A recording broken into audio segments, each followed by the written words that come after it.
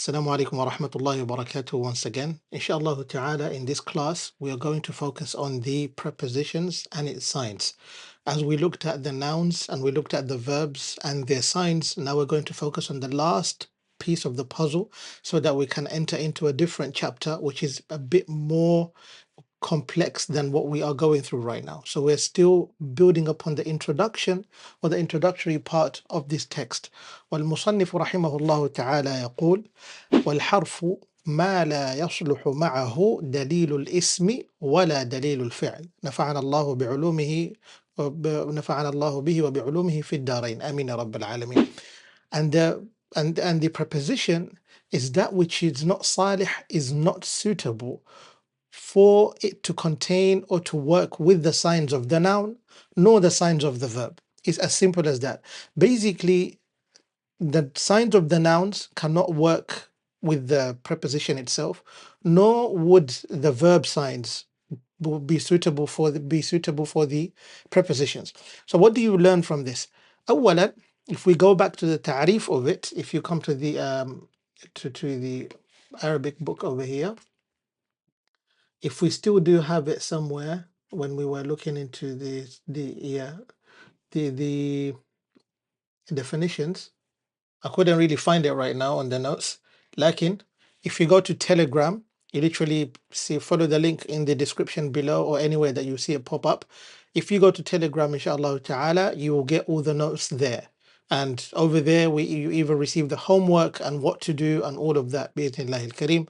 And on top of that, we are trying to do our level best now to see that in the group, the subscribers of in the group, by the way, is for free. What you could do over there is learn by contributing. Whatever you do in your homework, you contribute back. If you have notes, contribute back. And I will be there, inshallah ta'ala, to overlook or maybe be there to contribute with you, so that you progress. Don't take these classes just for granted. Actually make use of them. Bear that in mind. And these are for you, to benefit you. And what I get in return is literally seeing that you're progressing, inshallah ta'ala. So what you do is follow us on Telegram and wait there for the homework, for the notes and all of that. We'll be updating the notes as we move along in every single class, inshallah ta'ala. So coming back to the whiteboard again, I'll write it down. We said that al-harfu, according to the sharh of al-Ajrumiyyah, or what you're going through, and that is at-Tuhfatu as-Saniyah, he says that the meaning or the definition of it, legal definition of it, is kalimatun دلت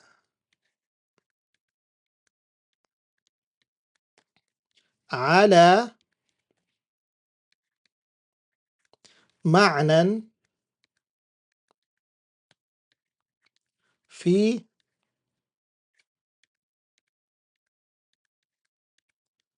غيرها كلمة دلت على معنى في غيرها. That's it, nothing more. Why so? Because first of all, you need to understand it is a word which indicates upon a meaning, lakin not on its own. Because the other ones, we said that with the nouns and the verbs, they indicate on to a meaning or upon a meaning by its own. The word itself contains a meaning. Now these huruf, what you need to understand is that there are two types of huruf. Look at the whiteboard again. There are two types of huruf. Two types of huruf. I'll write it in English. Okay. هناك حرف. Sorry about my handwriting. حرف مبنى. Okay. And then we have حرف معنى. حرف معنى. What does this mean? This is the built type of harf. Basically, this refers to the alphabets, Arabic alphabet, such as alif, ba, ta, onwards. الحروف الهجائية. Okay, الحروف الهجائية وحرف هجائي. We know that. لكن حرف معنى are prepositions. What's the difference between the two? The difference between the two lies in between these two words here. Mabna is that which is built. لكن this one has a meaning, لذلك الشارح رحمه الله تعالى في التحفة السنية, he says that الحرف كلمة, it is a word similar to the other words, لكن the difference between the harf, the preposition, and the other ones, دلت, indicated upon a meaning, في غيرها, it needs another piece of the puzzle in order for it to be complete. لذلك if I tell you right now min, like this, or I tell you ala, which we've mentioned this in the previous classes, especially on the nouns class. If you look at it, if we mention them on their own, they really do not have a meaning. Basically, they don't really mean anything. أليس كذلك؟ لكن if we use after them, let's say a noun, we use after them a noun, and I'm going to come to explain to you something that you will see which is very beautiful. You will never find this in Ajrumiyyah, by the way. You find it in الكتب التي تأتي بعد هذا. The books that, or the texts that come after this. This one, you notice that this you find this. I'm going to explain to you after this piece in those other texts, but not this one, especially in Alfiyat ibn Malik. You find it there. But in this text, it doesn't give you that. But I'll give it to you in a very subtle manner so that you can see the beauty of Arabic in itself. All right? If it's followed by a noun, مثلا, it would have a meaning. So let's say, for example, من معانيها الابتداء. From among the meanings of min is الابتداء. Understood? الابتداء. Basically to begin something, to initiate something, مثلا like that, to start from somewhere. So let's say if you're talking about a distance, you're talking about where it started, the journey, to the end of where it ended. إلى. Okay, إلى is to the end of it, which means to. Now if you say min plus المكتبة, من المكتبة, what does this mean? It means from the library. From the library. أليس كذلك? How do you know that this is a noun? First of all, it is superseded with the min. And second of all, this noun contains alif and lam. Because we said from among the signs of the noun, من علامات الاسم دخول أحرف الجر. It is the entrance or the acceptance or قبول, accepting what?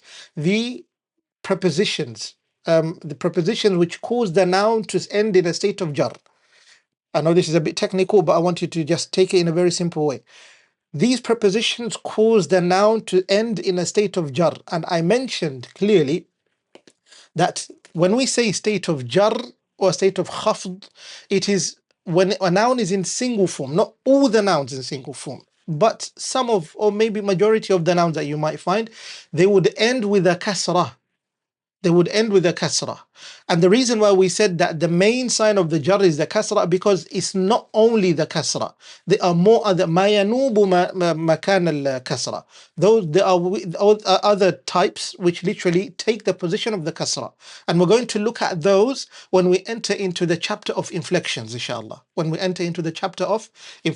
Over here right now, we're just introducing you to how these work. So it doesn't mean that we've covered a lot of ground. No, what it means that we've just dipped our feet into the science of grammar, into this ilm of grammar in itself, so that it can be very clear to you what you are doing when it comes to the Arabic language in itself.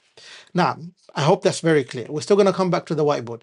So now you realize that the harf, first of all, كلمة دلت على معنى في غيرها. It is a word which indicates upon a meaning, but when it is used with another another type of word, such as the noun or the verb.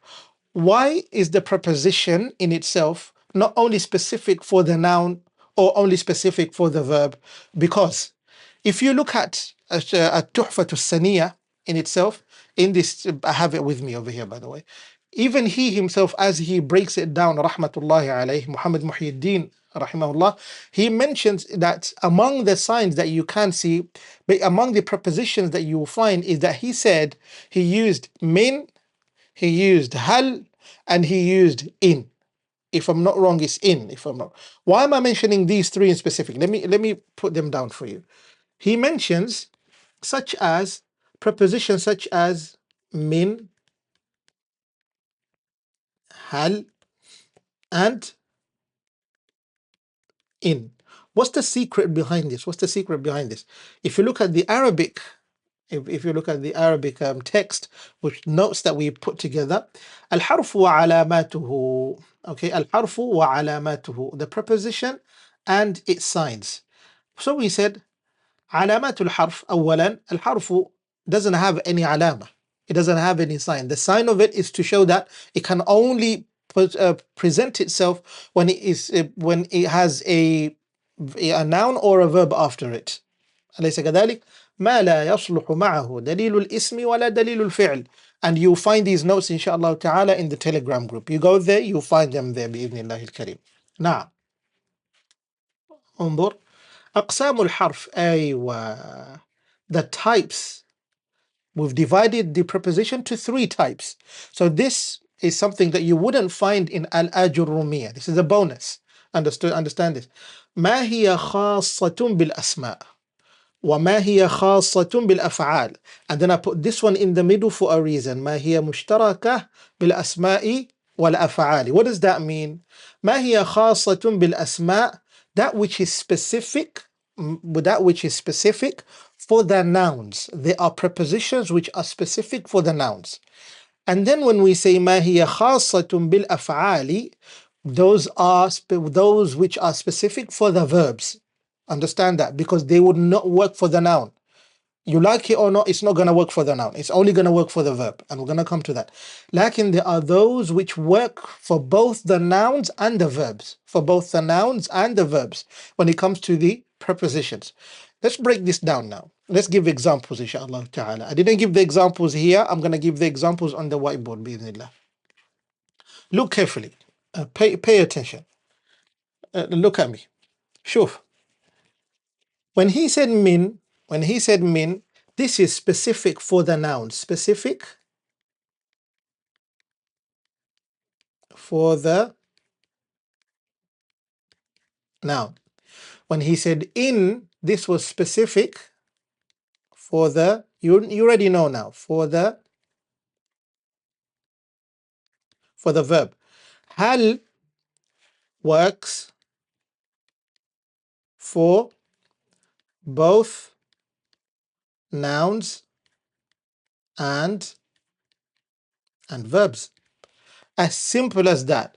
Because you will find that if you go to, let's say, Allah العربية بين يديك, you will find هل أنت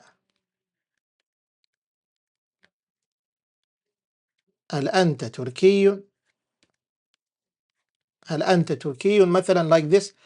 What does this mean? Are you? Now you, this is a noun. Understood? This is a noun, specifically a pronoun. Bear that in mind. Turkey is a noun also. Are you Turkish? That's what it means. Like when you look at in is used specifically, for example, for giving a condition. If this happens, understood? If this happens, this will happen. That's one meaning of it. That's among the many meanings, but this is the main meaning that you could use it for. You're giving something as a condition. If you stand up, I stand up. If you sit, I sit. In tajlis, ajlis, مثلا. So if I say in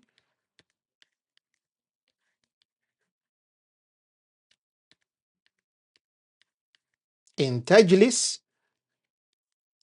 ajlis. Okay? If you sit, I sit. Which we call this for jazm as well. Jazm. Bear that in mind. And you come to learn about the jazm, you come to learn about the rafa', you come to learn about the khafd and the nasb and all of that. Those are part of the inflection. They sound very technical, like they're very difficult words. Actually, no. Grammar is so easy that once you understand it, the doors will open like that.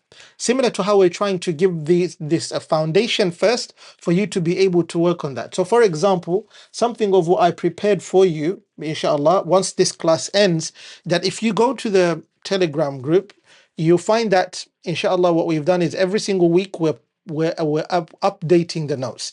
So you find that there's an update first of all of the notes of the breakdown of class 1, 2, 3, 4, such as the preposition being class 4, and then comes in the exercise. That one exercise covers together everything that we've done. So every chapter has an exercise. So once we finish this chapter of al-kalima wa al-kalam wa aqsamuhu, you notice that we look at a specific exercise such as juha wa aqlul himar مثلا, or maybe juha wal muhr. We're going to use a funny story a little bit to literally make this enjoyable for you, and we're not going to provide this homework and the breakdown of it in YouTube.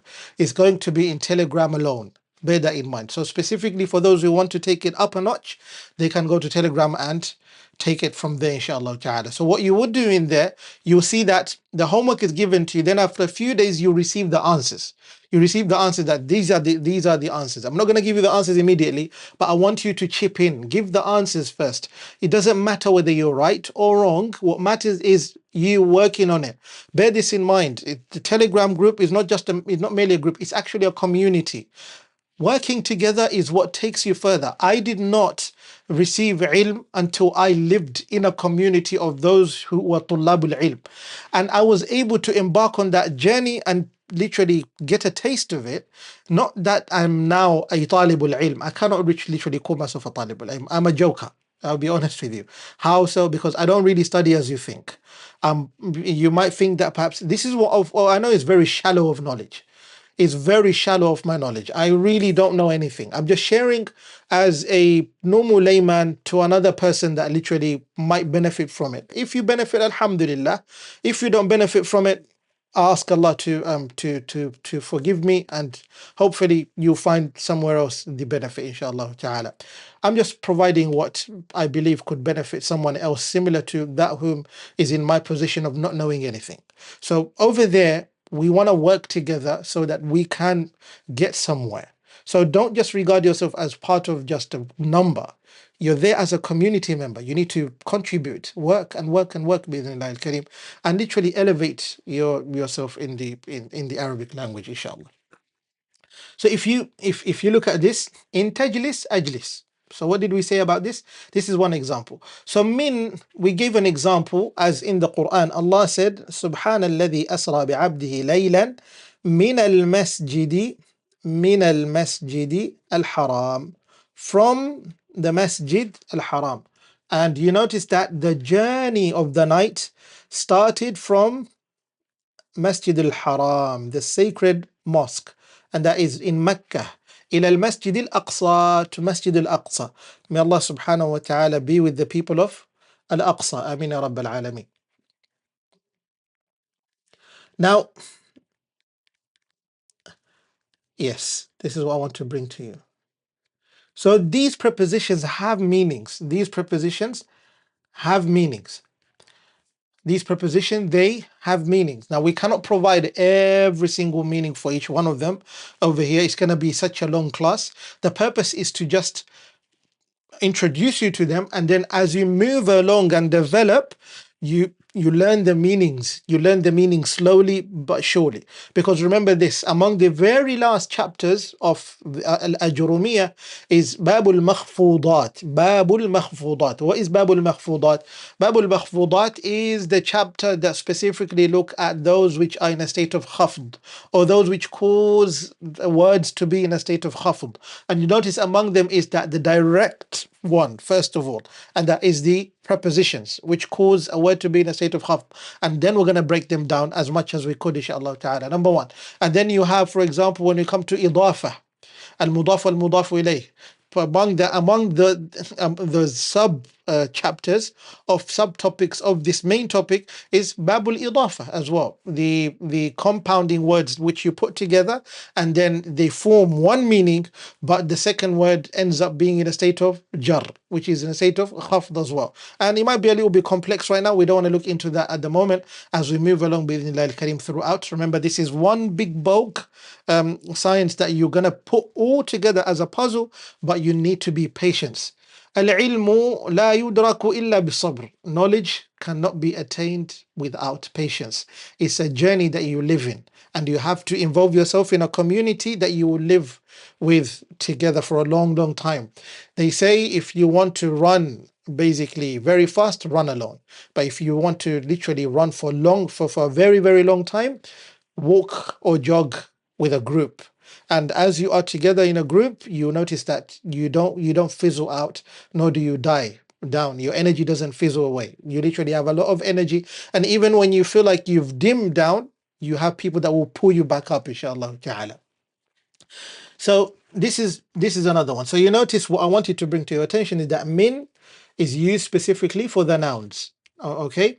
But when it comes to hal, I want to come back to hal again. هل جاء الشيخ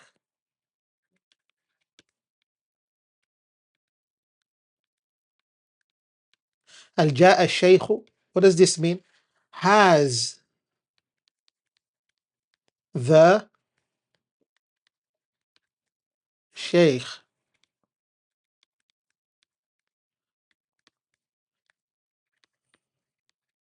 come, basically arrived. In other words, you say arrived. This is the direct meaning, but I don't like it. Bear that in mind. I don't like it. I like arrived. So in this case, rather than using جاء, we will change it to هل وصل. هل وصل. وصل is the direct meaning of arrived. Okay, the direct meaning of arrived. Sorry, look at the whiteboard again. So this is, we said that min al-masjidi al-harami ila al-masjid al-aqsa. So we said min specifically for the nouns, and you see that min al-masjidi is a noun, and I would like to write this in red. Naam.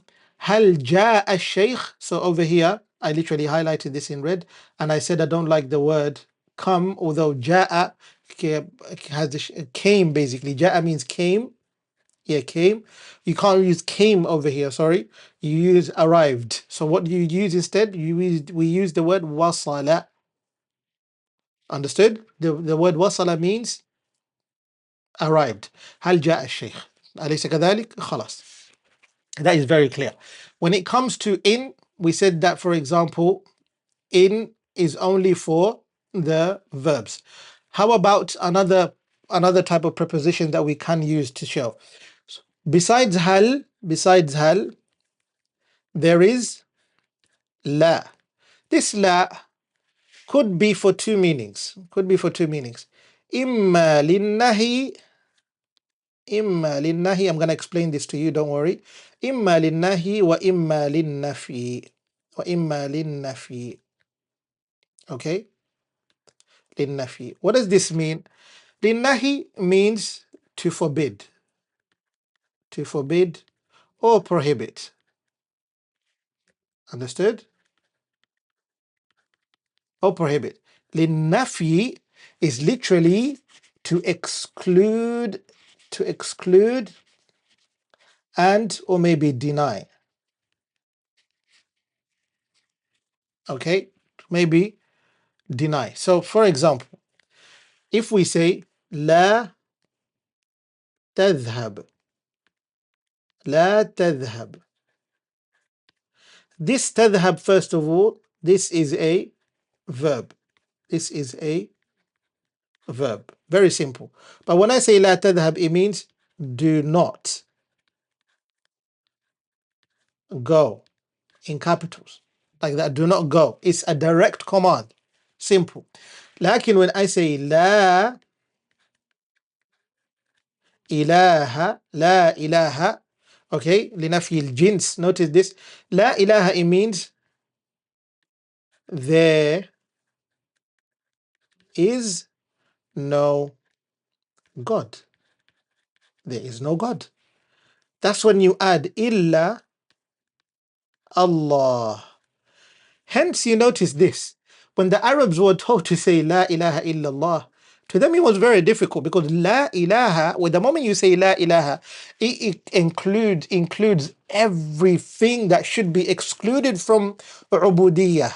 From what? From the deserving of worshipping. You cannot worship literally everything, not just idols, even desires, even thoughts, even emotions, even ideas, whatever they might be. You have to exclude every one of them and only include illallah.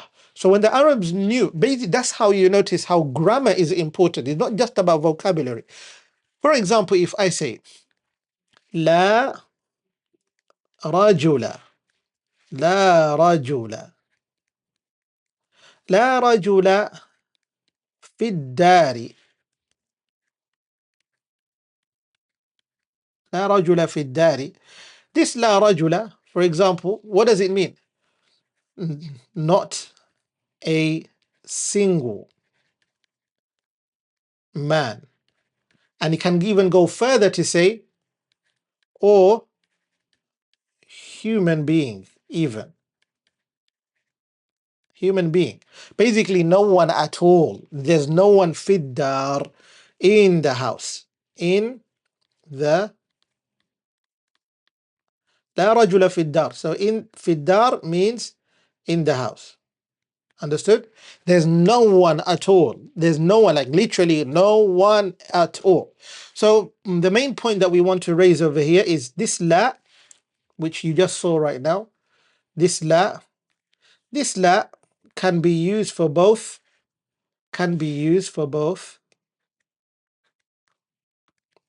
nouns and verbs. خلاص أليس كذلك? Beyond that, we've used the mushtaraka one already. Coming to the verbs, مثلا, coming to the verbs, we said in, number one, isn't it?